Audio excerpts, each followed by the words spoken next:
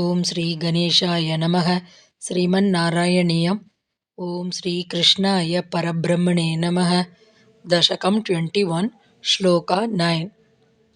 श्रीनारदेन सह भारतखण्डमुख्यैः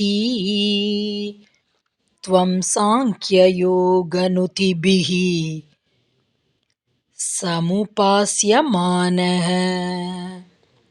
आकल्पकालमिह साधुजनाभिरक्षी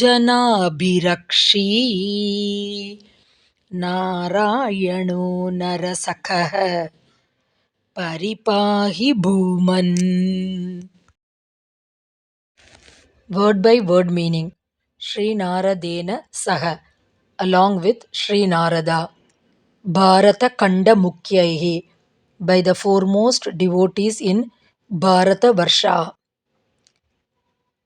Sankhya Yoga Nutibhihi, with hymns based on the Sankhya and yoga systems. Samupasya Manaha, well meditated upon.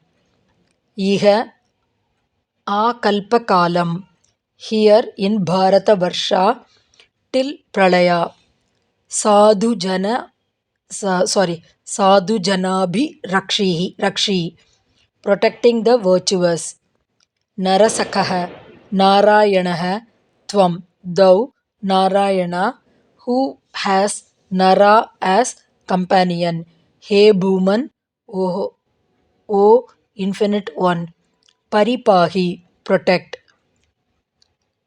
Full meaning. O infinite one, thou, Narayana, with Nara as thy companion, who dost reside in Bharata Varsha till Pralaya, for the protection of the virtuous, and who art meditated upon by the foremost devotees in Bharata Varsha, along with Sri Narada, by means of hymns based on Sankhya and yoga systems, deign to protect all devotees.